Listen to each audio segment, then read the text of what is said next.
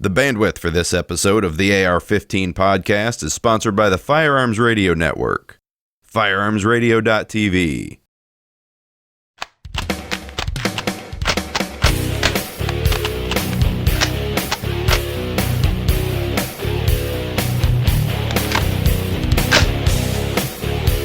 Welcome to episode number 90 of the AR-15 podcast. I'm your host, Reed Snyder, and with me today is JW Rant to help out. This is the podcast about your favorite black rifle. This show is for you, whether you've been building your first AR or you've been building ARs for years. There's something we can all do to take our black rifle to the next level. You see, even after 90 episodes, I can speed it up. JW, how are you doing tonight? Oh, I'm doing all right. Got to sneak home for a little bit and meet up with some friends for a bonfire. Brought the night vision out, did a little bit of shooting in the dark. So it's a good little break from things. I need to figure out where I need to go to get the cool toys. Well, we're gonna get into the tactical widgets a little bit later, but I've got a Savage Mark II bolt action in 22 long rifle, and it was looking pretty tactical with a D-ball on it to shine IR laser. So it was a little ridiculous. I tell you, the plethora and array of things available for the today's AR shooter has really kind of been what is inspiring today's show. But before we get too much further into it, why don't we talk about Brownells and how they help make this show possible.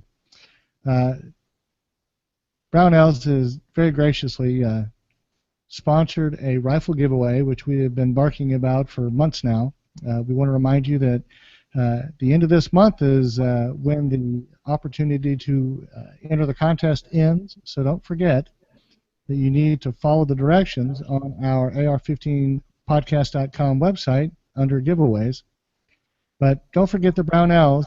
Their 100% lifetime satisfaction guarantee is there for you anytime you have a problem, like when you can't remove the taper pins from your new barrel to slip off that front sight base, and you now have to find a new barrel.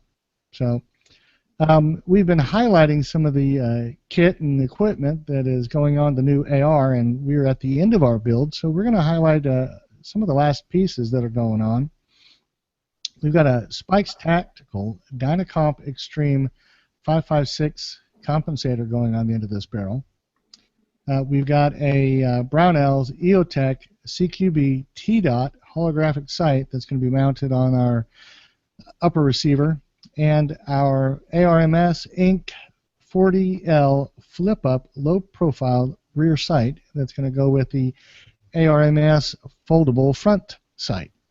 And that should round out our rifle, with the exception of the Harris bipod that's going to be coming with it. Yeah, I clicked through the link in the show notes there to take a look at the EOTech because I wasn't familiar with the T-Dot. And it looks like it was one that was put out especially for Brownells. I'm not sure if that reticle is available in any other configuration or if you can only find it there at Brownells.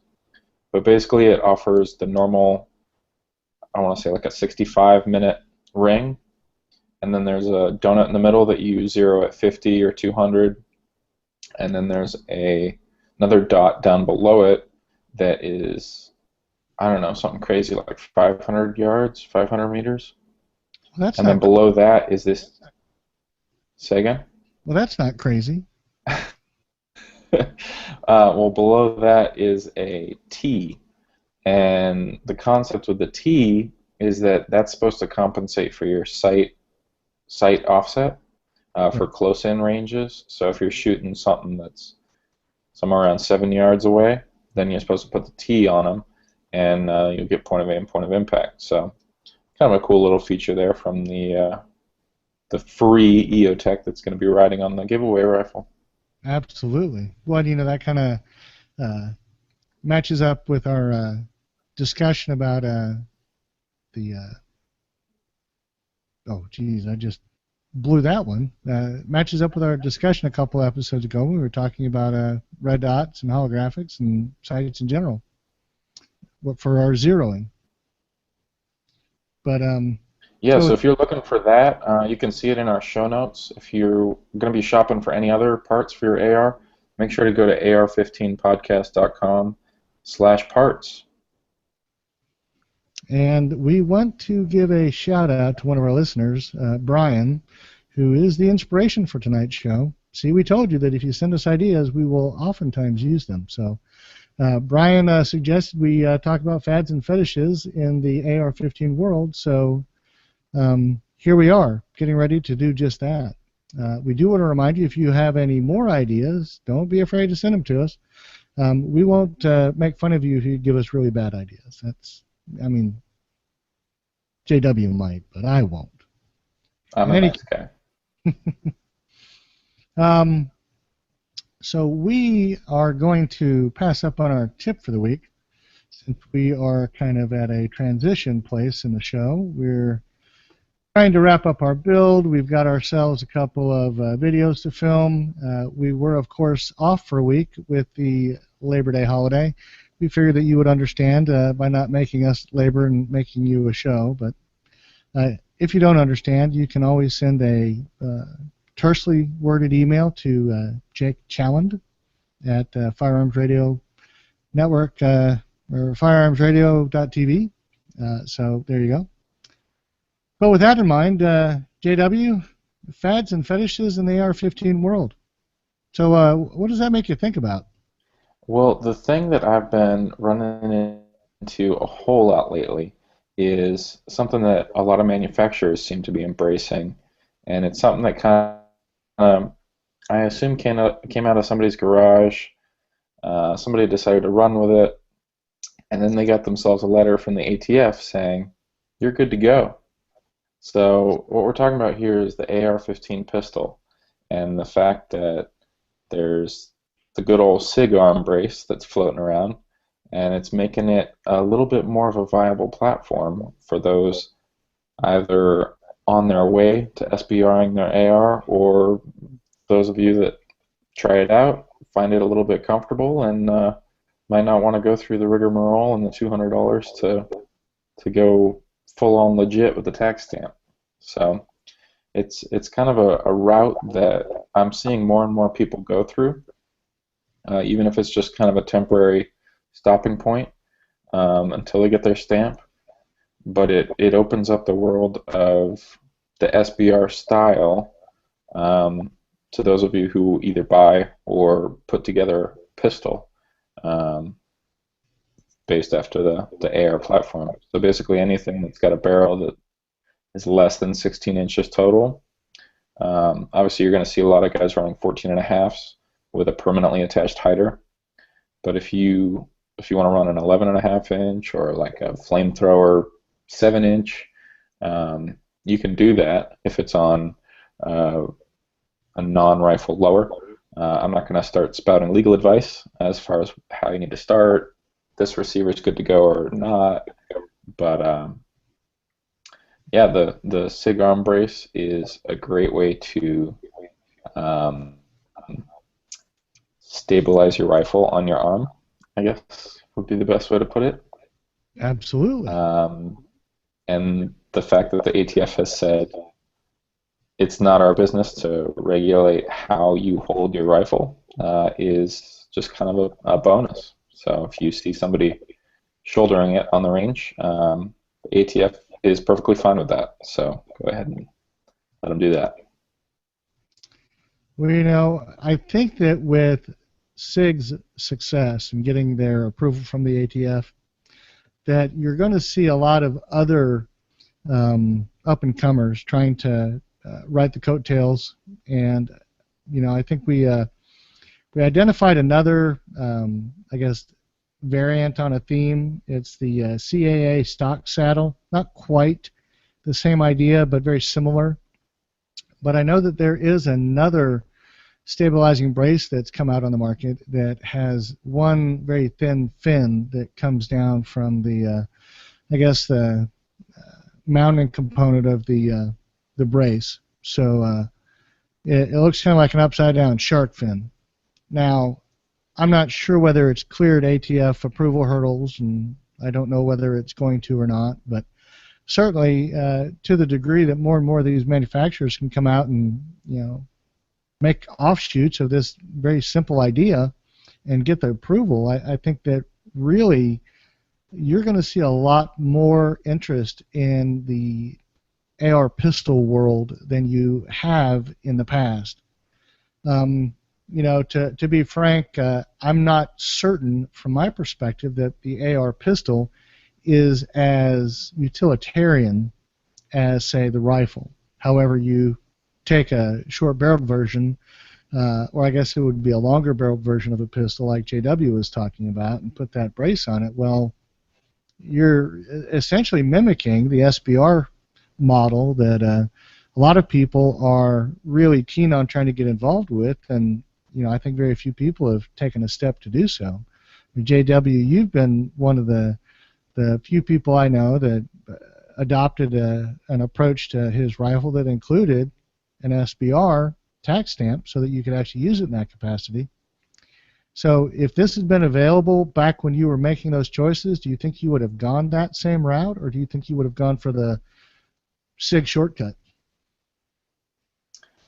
I think there's some advantages to leaving it as a pistol as far as traveling interstate without notifying the ATF every time. Good point. I know there's some other breakdowns as far as like leaving it loaded in your car, things like that, whereas if it's a pistol, there might be one set of regulations. If it's an NFA item, there might be another. One of my buddies who's a manufacturer actually dropped a little kernel the other day that it's obviously illegal to carry a loaded handgun into the post office, but it's not illegal to carry a machine gun into a post office. So there's some interesting legal wrinkles in the world of NFA toys that could kind of factor into your decision. One of the things that really kind of keyed me into this lately is that Daniel Defense and Bravo Company are both selling pistols straight from the factory, configured without any sort of stock on them, just with a pistol buffer tube and short uppers. And so that's kind of shown me that some of the really big players in the industry have jumped on board this and are providing some really cool options for shooters out there looking for a smaller package. Well, I think that the only thing that really occurs to me on this is that concern that with different leadership at the helm of the ATF, there might be some pressure to revise this ruling and perhaps end the fun. There's always a question of whether they can go back into the past and change the advice on which other people relied to their detriment. Now, I'm sure these will all get worked out in time, but I think for now I'm more inclined to go the SBR route, and whether or not I get a stabilizing brace, I'll still be able to own and legally utilize that SBR well past any regulatory changes. So I'm still kind of on the fence about it. So our next item for our kind of fads and fetishes review is zombie-inspired AR gear and events. Now, all things that bleed green. There you go. Have you ever contemplated buying any zombie green accessories for your rifles? Only the Hornady ammo, because it's actually really good ammo. Yeah. What is it, the VMAX? Zombie green tip VMAXs it's fantastic ammo. So I've got to give it to them. They decided not to cheap out when they hopped on the zombie bandwagon. They really put those green tips on some high quality rounds. Well, I've never been motivated to go zombie green with anything that I've owned, and as much as I am a fan of the genre, I don't know that I am going to give up the purist in me that loves the black rifle for being a black rifle.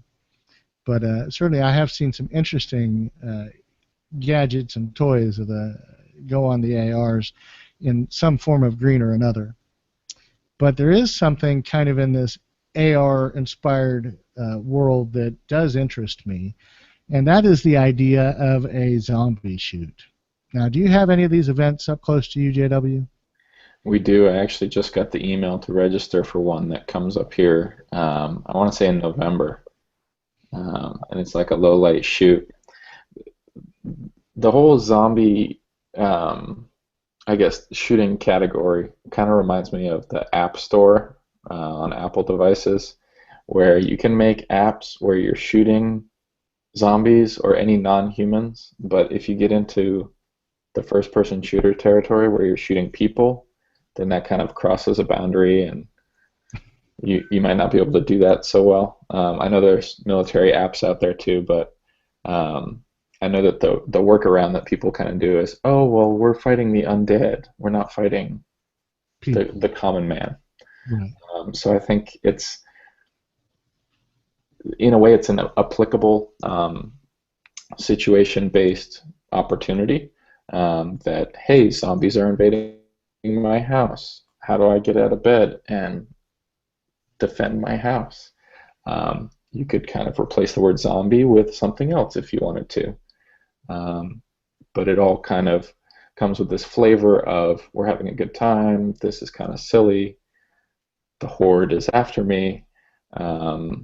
So yeah, I'm all for it. I think it's great, and as long as people are safe. I mean, a lot of these events happen at night, so there's a whole host of concerns that come with that, as far as making sure you can turn on the lights and clear the stage and make sure that there aren't any non-zombies downrange. And yeah, I'm all for it. I think it's great for the industry, and it's a fun part of the sport. Well, yeah, and to the degree that you can get people out and get the gear in their hands, get them acclimatized and briefed and given an opportunity to get some experience, I don't think that you can ever go wrong.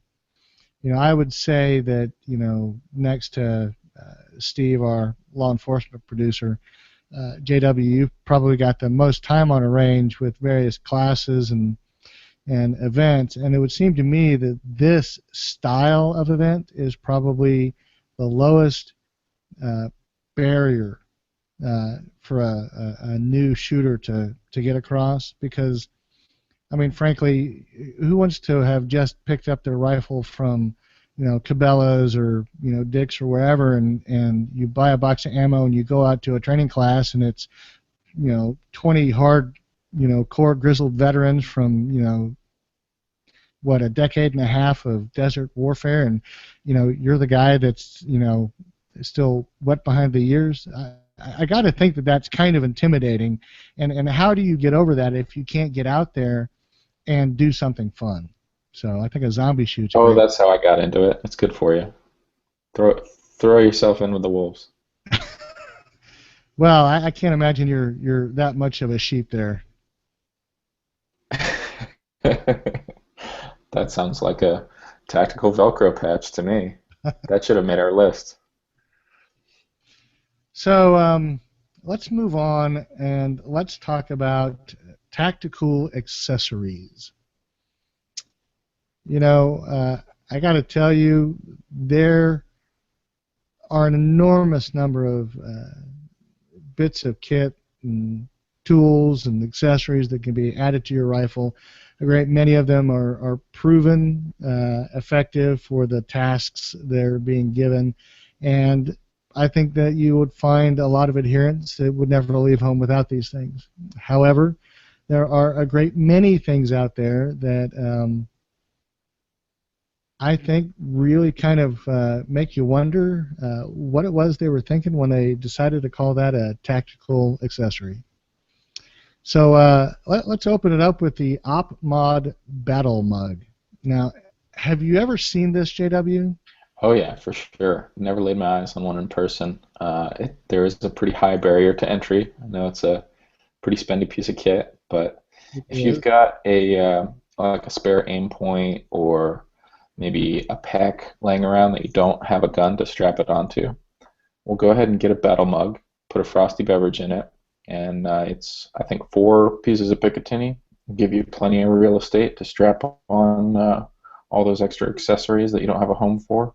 Absolutely. And yeah, it's a nice heavy piece of tactical gadgetry for you to put in your man cave.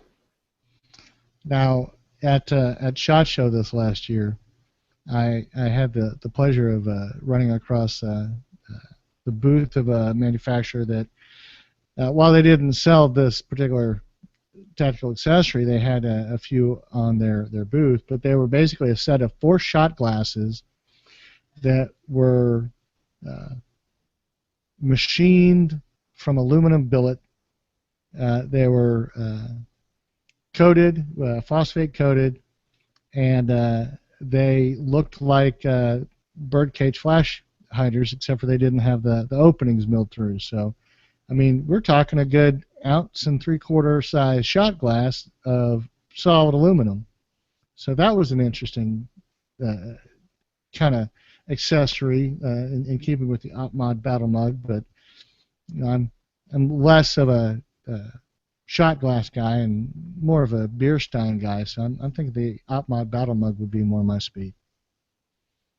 Yeah, and if you need something for the lady in your life, I know that they make some quad rail candle holders. Well, that's very interesting. Yep. All I the don't, cutouts in the rail. It's kind of like a 5 or 6 inch chunk of rail, and all the cutouts are where the glow from the candle come out from. now, So, you didn't think for a minute you're going to get one of those for your wife, did you? no, I saw one at my local gun store, a pen holder, Yeah, and I don't think I would ever even contemplate getting one of those for my wife. yeah, I'm sure that would end badly. Here, sweetheart, it's an aluminum billet candle holder. Um, I ran across something kind of interesting, a Picatinny mounted tactical cup holder. I mean, just like you would find in your SUV of choice, your striker vehicle or Humvee out in the desert, it was a cup holder that dangled from a piece of rail space. I just don't understand why someone does that, but you know, certainly, I guess if you if you shoot while you're drinking, then you know you must be from somewhere here in the South, and you know that's probably the best way to keep that beer, you know, off the bench. And you know, certainly if you're a teetotaler, you can always put a Dr. Pepper or a Coke in there, and that'll get you running. So, but I kind of thought that was an interesting bit of innovation there. Now, now go ahead. what if the holidays come around and these tactical accessories are on your list? Um, you're not going to want to put them in any old stocking. Oh no, no. And so what do we have? Luckily for you, the discriminate tactical aficionado, we have the tactical stocking, complete with Molly, uh, all down the stocking. What else comes standard with it? It's got the what do you call those clips? Like Uh, some D rings on it. rings. It's got some little uh, hmm zipper spots, some Velcro in there. It's got a So yeah, just in case Santa needs a tack reload while he's working his way back up the chimney, there you you could go. slap a taco pouch on the side of that sucker and load it up with 30 rounds of Z-Max. Uh-huh. I'm sure Santa would be very helpful or very grateful if you had to travel through some rough areas. You know, I have been trying to drop hints to my family that I want one of these for 3 years now. I'm obviously very bad at dropping hints because I don't have one yet.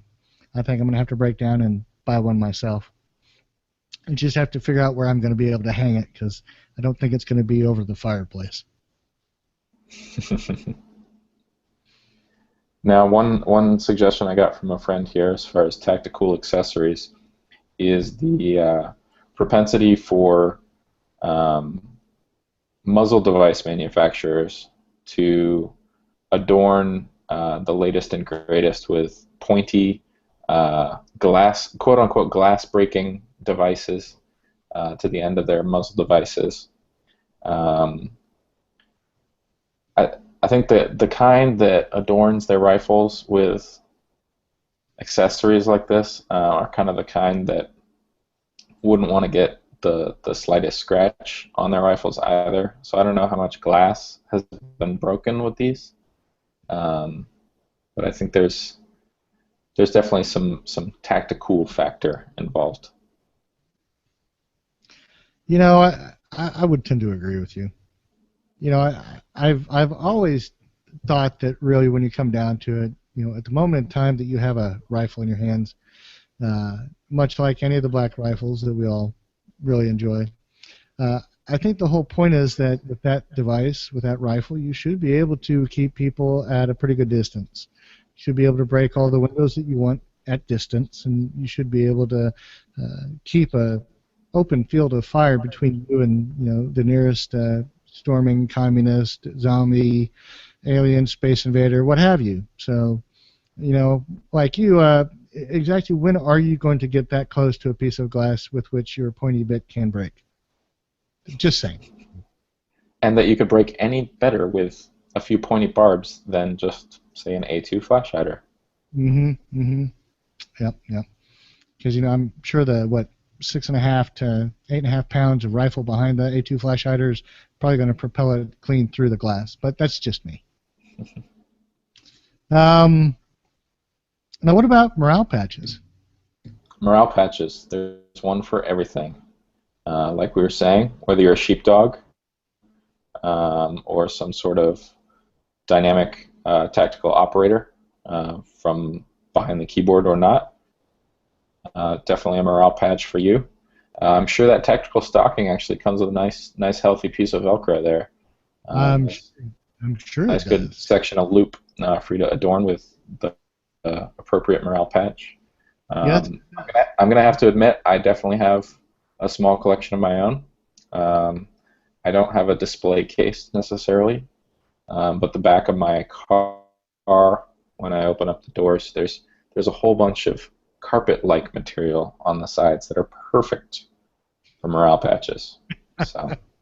So is that your display case, your impromptu portable mobile display case? You got me.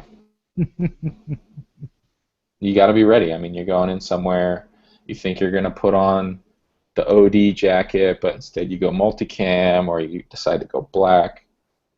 Your patch has got to match, man. You can't have mismatched patches. So. Absolutely. Yeah. So, you know, I think the next thing that really I wanted to touch on are kind of the custom ARs. You know, the ones that are built by rabid fans of the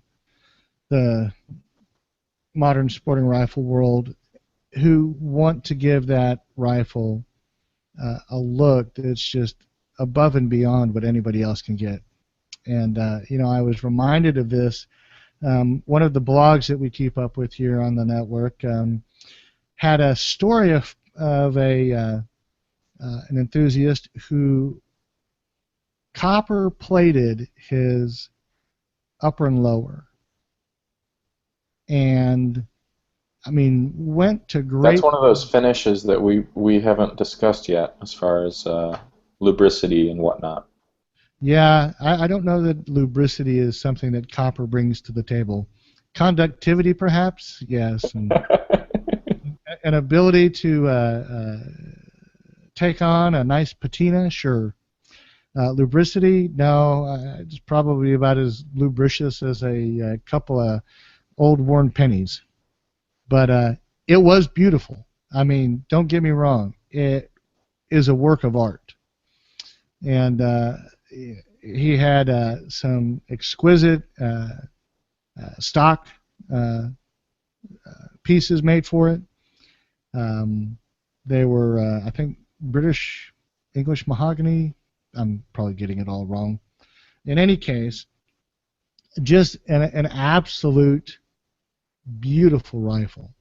And he milled down his pieces so that he could actually build up the copper fouling or the copper plating on them to the length and degree he needed without changing the specs of the components, and actually went in and reamed everything and made sure that everything was trued up after doing the plating. So, I mean, really, really put a lot of energy into it. I'm sure that, cost-wise, it's far beyond what most enthusiasts would pay for a black rifle, but I'm sure that that piece for that fella is going to be something to remember forever.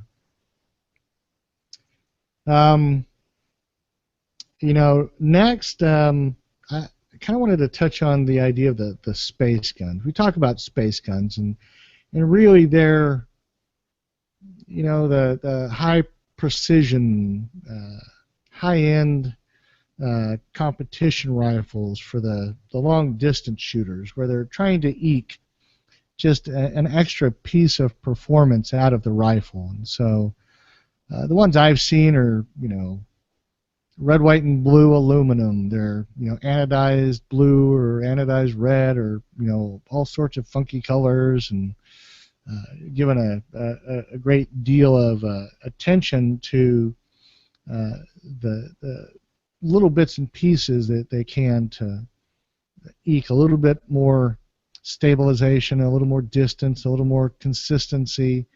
And so the stocks are, typically skeletonized and made with some remarkably adjustable combs and length of pull plates, and all the bells and whistles. But at some point they almost lose that look of an AR because they really kind of dipped way on past what everybody sees and thinks of a black rifle as being. And so, obviously, we've been using service rifles, the AR-15 and its many variants, for years in long-distance, high-power competition. So, I think to me that's another realm where you're finding those custom ARs. JW, have you had an opportunity to come across any of those in your travels? I haven't seen anything too exotic. I've seen some of the bench rest shooters and handled a couple of their rifles, and really impressive machinery. But I know the kind of like the space gun, race gun sort of a thing. It's a whole nother world, and they're pretty much custom from the ground up. And I guess you'd call them an AR because they operate on the same principles. But these definitely aren't off-the-shelf parts. Well, have you seen a steampunk AR-15? Only in photos. I guess hearkening to a more Victorian alternate universe. Yes, absolutely. There's some pretty impressive home creations. I guess if you can... I'm no steampunker, so I I can't really comment on this one too much. I'm not either, but I've got to imagine that anybody who's willing to silver solder a pressure gauge and a couple of reserve tanks, air, CO2, or whatever onto the rifle, and rig up some, I guess, movie-esque special effects, has got to get some kudos for at least being able to put together something entertaining to look at. But I thought was worth mentioning because I know that there are a number of people that have made some pretty remarkable changes to them. Well, JW, why don't you start off with a discussion on race guns while I take care of my guest here. I guess we kind of got into the whole space gun topic, but I guess separate the two is that the space guns are more of the whole long range dude in a big vinyl suit, more like Olympic style shooting, whereas the race guns, these are the high speed, optimize every second, sort of a build that the highest level of 3-gun competitors will use,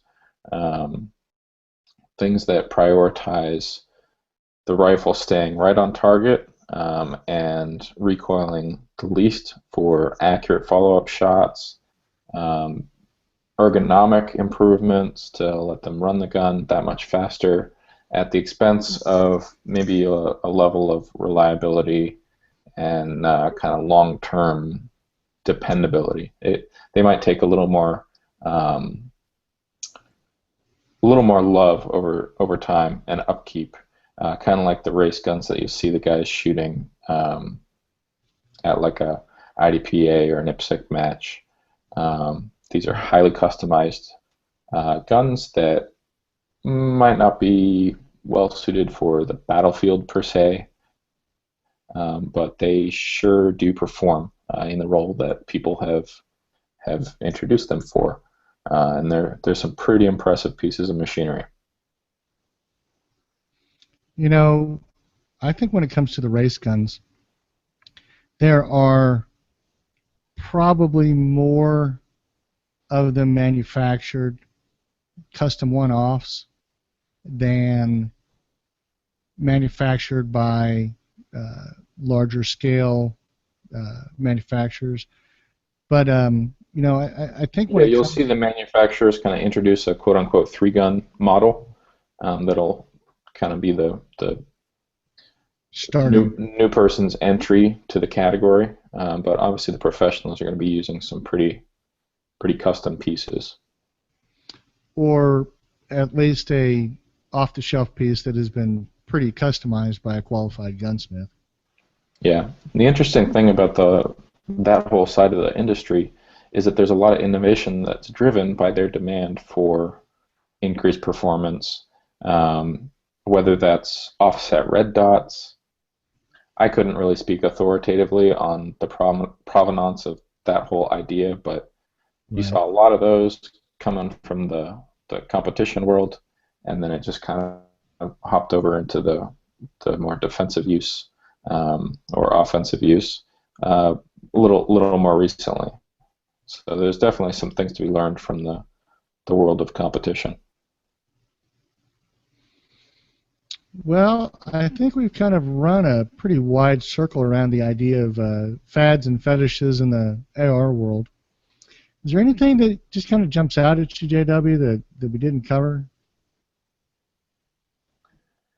Not right now. I mean, I think there's things in each of these categories, if you will, that are kind of at ends of two different spectrums as far as, or at ends of a spectrum as far as reasonable, useful, adding to the utilitarian aspect of the platform, versus ridiculous, comedic, humorous, just kind of there for a good time and maybe a few extra bucks. And I mean, I'm all for it to a certain point. Obviously, it's great to see people have a good time in the industry, and so kind of coming out with these more ridiculous products, I always get a laugh. And whether I burn some of my hard-earned cash on them, I don't know about that, but it's always cool to see some of this funny stuff come out. Well, you know, I think when we talked about these things, there's a context that we really haven't discussed. But, you know, I think it's probably fair to say that this whole idea of the AR pistols, kind of subsuming a large portion of the SBR market. This is just starting.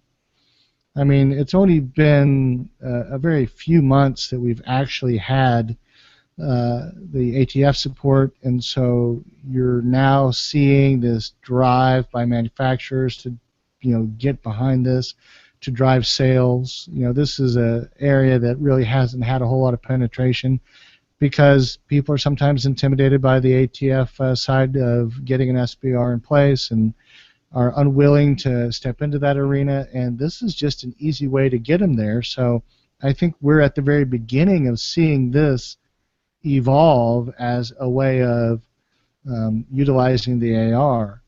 And of course, being in its infancy, there is some uncertainty. I can say that I feel a little uncertain, but certainly, like JW said, there's a lot of manufacturers coming out hard and heavy to get these AR pistols out into the hands of new shooters and kind of, quench that market and its thirst for the rifles, or pistols as they may be. And of course, the zombie esque parts of our popular culture are still there. I don't know that it's as prevalent as it was in years past, so I think maybe the zombie inspired side of things is tapering off. Custom ARs, I think you're always going to get people that are going to really kind of, turn that rifle into a modern fetish and, kind of try to make it something that is representative of important things to them. So I don't think that's ever going to stop. The innovations that we see from race guns and the things that drive for competition inspires in the designers and the conceptualizers and the manufacturers is going to always drive the evolution of the rifle. And at the same time, while the tactical side of things is an easy way for us to let off steam, the beginning point for tactical accessories was armed conflict overseas, and it really has driven a great deal of utilitarian innovation in the rifle itself. And so I don't know that you're going to stray away from those things as long as we have the modern sporting rifle in the armory of a lot of militaries overseas and our allies' hands and in the hands of our soldiers here. So when it comes down to it, I think that there are probably plenty of new things coming around the corner. We just don't know what they are yet. And for me, that just kind of makes the whole world of modern sporting rifles that much more interesting.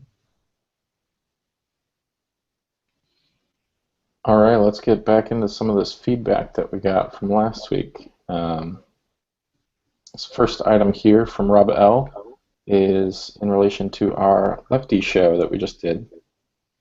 He says, thanks, Reed and JW. You left out the AR-21 from Fads and Firearms. They offer both right side and left side ejecting complete AR uppers, and the receiver itself is the only difference. The advantage of their piston design is that the same bolt and bolt carrier can be configured for either right or left. It's only a matter of how the bolt is installed into the carrier, which of course means you have to be careful you don't assemble the bolt to eject to the wrong side. He also says, seems you've gone off the reservation talking about non-AR rifles such as the Scar and Tavor. You might as well have mentioned Kel-Tec's RDB, though not yet in production. It's fully ambidextrous, very similar to the Tavor, but with the advantage of being downward ejecting, so no bolt mods needed. Perhaps you should rename the episode The Left-Handed MSR. Well, Rob, as always, thanks for that feedback, although I don't know that we tend to include vaporware in our shows, so I guess Kel-Tec's going to have to come up to the table with a little than that. In any case, oh, wait a minute. I think that we've mixed up some Yeah, I feedback. don't know if that was from Rob or from Arturo. I think that might have been from Arturo. In any case, we'll fix that up in the show notes. Sorry about that, guys. Let's move on to someone I do know is properly labeled, and that's Sam P., who writes in, "Hey, Reed, JW, Anthony, I've been listening to your show for a while now, and I love it. I do lots of driving for my job, and this show keeps me going. I just wish there was a new episode every day. You know, Wow, so that'd be that'd be challenging. Sam, there's a whole lot of shows out there. Listen to something other than us for a little bit. he says, keep up the great work, guys. I'm currently building my first ground-up AR-15. It is a dedicated deer medium to large game rifle. The 6.5 Grendel is my caliber of choice for its amazing ballistics, and if I choose to, I could do some long-range plinking at the range. Parts consists of Palmetto State upper and lower, CMMG lower parts kit, Magpul MOE rifle stock, K2 pistol grip, Nordic Components 15-inch free float tube, Burris Burris pepper scope mount, and a Vortex 3 to 12 by 56. Says, I'm on the hunt for a barrel and bolt and wanted your opinions. I'm looking at a 20-inch stainless steel bull barrel. The ones available, I am stuck between the JT distributing barrel and the Lilja barrel. Lilja does not come with a bolt, but their barrels are made to order, whereas the JT barrels are pretty standard. Can you help me out with this dilemma? Thank you. I put a couple pictures up of my build on your Flickr site. So, JW, what do you think? Do you have any familiarity with these two barrels? No, I'm no expert. I'm gonna have to bounce that one right back to you. So, Lilja they've been around for a while, and I'm not really sure about the provenance of JT distributing. You know, I think when it comes down to it, the consideration is going to be getting the rifle to that point of accuracy that you're comfortable with. JT distributing doesn't have any particular claim, as far as I can tell, to having manufactured the barrel. So as far as I know, and I could be totally wrong, it appears that they sourced the barrels. Now, Lilja manufactures their own barrels. They've been doing that for years, and I think that their expertise is pretty clear, but you're going to pay more for that Lilja barrel, and if I'm pronouncing that wrong, I apologize. But I think when it comes down to it, the bolt doesn't necessarily have to be a part of the barrel's construction, as long as they're headspaced properly and you have a good gunsmith that can finish off the work and, you know, true up your bolt and make sure that everything's going to be riding where it needs to be, how it needs to be. If you're going to get the most performance out of your rifle, you're going to have to buy all of the higher performance parts. You can't scrimp. You can't, you know, take shortcuts and expect to have the same result time after time. You know, you can be the 1 out of 10, 1 out of 100 that has a perfectly satisfactory finish, but, you know, who wants to be one of the other 99? So I would go with the Lilja barrel and see what you can do to come up with a good gunsmith who can match a bolt to it.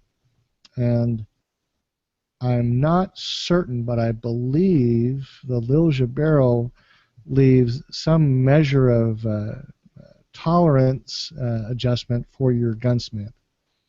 I could be wrong there, but that's kind of my take on it. JW, do you have anything? Nope. I just appreciate that Sam put a photo up on the Flickr page. That was cool to see, and I really like that MOE rifle stock. Looks good there.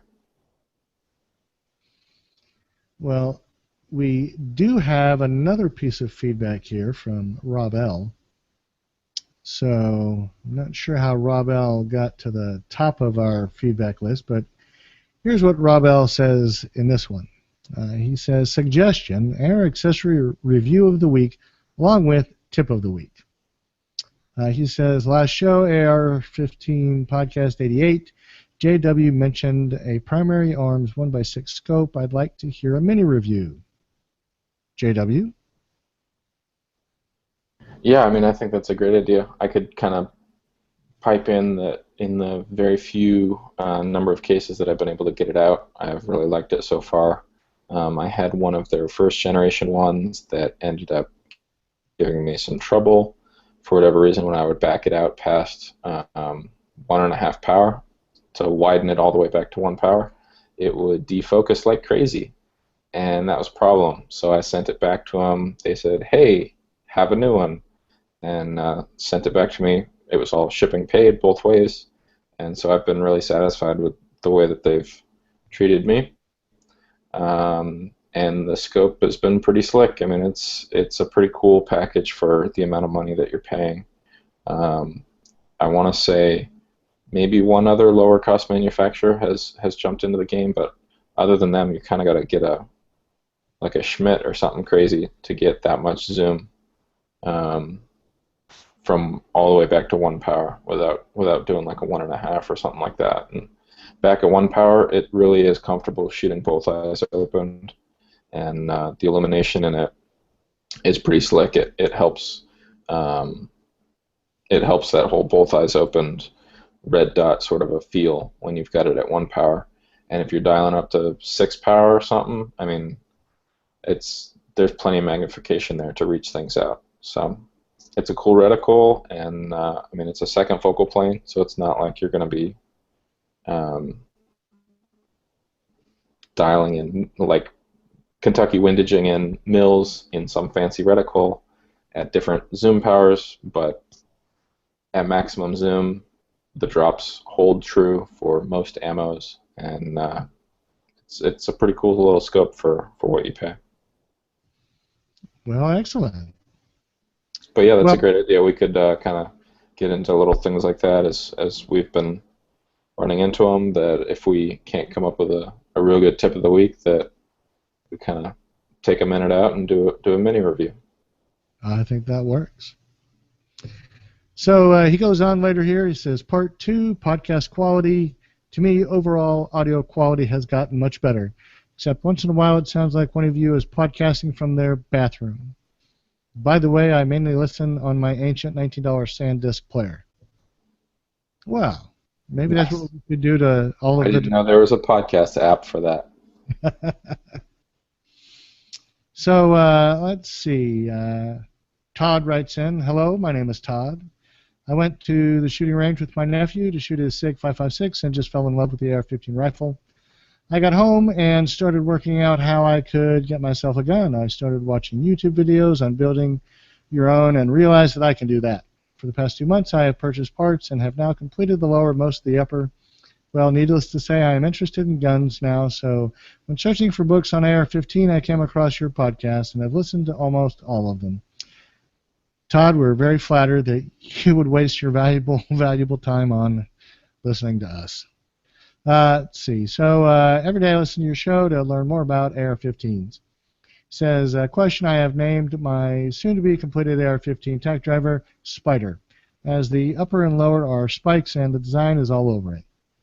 My nephew has named his gun Cujo. I believe that throughout the warrior societies it was common to have named your weapons. You know, I think that's probably true in some instances. And he says, do you guys have names for your guns? I do not. JW? Neither do I. One of my shooting buddies, his wife is pregnant with their first, and they've been trying to come up with a good name, and just kind of been a little privy to that conversation. I don't have any kids, and so I'm not really looking forward to that decision-making process, but maybe I'll have to name a couple rifles here to get warmed up. Well, I don't know if that's going to help. Let's see. So Todd writes further, please enter me in the AR-15 giveaway as well as any other contest you guys may have going. Well, Todd, I want to remind you that we can't enter you in the contest. You are going to have to go to the website, and you're going to have to sign up for the mailing list per the instructions on our AR15podcast.com/giveaways tab. Or you can leave feedback for us on Stitcher or iTunes to get yourself entered there as well. Unfortunately, we have no way of entering you into any of those systems. So I'm going to have to encourage you to get out there with your nephew and try it yourself. And then I think finally Califax wrote in, check out the SIG M400 lowers. Those have left-hand mag releases. I think that was in response to our episode on left-handed ARs. Cool. Califax, thank you for that. Well, JW, anything that crosses your mind before we tell our listeners good night and get on with our evenings? No, just keep up the feedback. We love to hear it. We got an audio feedback, didn't we? We did have an audio feedback, and we're going to highlight that next episode because, unfortunately, as much as I've been begging you for audio feedback, I don't know how to actually incorporate the audio into our podcast. So as I am constantly trying to, increase the sound quality, there you go, I am still not quite as up to speed as I need to be. So we'll try to get that on. I think Anthony has it all figured out. We'll make him get on next time and play the feedback. So yeah, leave us some of that audio feedback. If you visit the AR15 podcast website, you can use the SpeakPipe plugin on the right-hand side of the website, or you can be old-fashioned and just email us at feedback@ar15podcast.com. We already went over with Todd how you can enter the giveaway. But just as a reminder, you can visit ar15podcast.com/winner to join the network's mailing list, and also get your 2 additional entries by leaving written feedback on both iTunes and Stitcher. And that's written feedback, not just stars. Make sure to subscribe and listen to the AR15 podcast for free at firearmsradio.tv/iTunes, where leaving a review will help us dearly. Same thing over on Stitcher, like I just said. And like some of our listeners, please upload pictures and add them to the Black Rifle group at flickr.com/groups/blackrifle. I'm looking at one that Eric uploaded that is an AR sitting on somebody's desk, and it has one of those Aries belt-fed uppers on it. And I've got some friends with some transferables and some demos that would be a whole lot of fun mounted to the top of. So I am a little bit jealous. Make sure to follow us over on Google Plus to watch us live at firearmsradio.tv/plus. And all these video versions of the podcast show up over at youtube.com/firearmsradio. You can connect with us at facebook.com/firearmsradio. And be sure to check out all of our other podcasts on the network. We have some great shows covering all sorts of different topics. And if you get sick of us and you start shouting out, no, that's not right. Why do those guys always mess up the name of the receiver extension and call it a buffer tube or whatever they want to call it? Just take a break, listen to somebody else, and come back when you've cooled down a bit and you're ready to deal with us. Don't forget to use our Brown Nose affiliate link when shopping for AR-15 parts at ar15podcast.com/parts. And for everything else, visit our Amazon affiliate link at the firearmsradio.tv website. Because if you can't get it on Brownells, you should be able to get it over there at Amazon. Yep. So everybody, thank you again for a good show. We're going to keep churning out podcasts until we get our rifle filmed and the giveaway announced, but we will be drawing a winner after we close the contest on September 30th.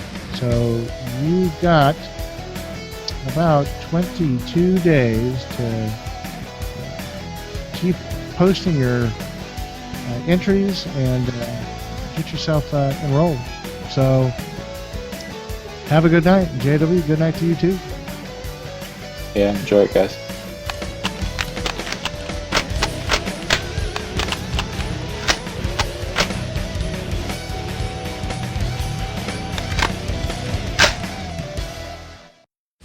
This has been a production of the Firearms Radio Network. You can find more information at firearmsradio.tv.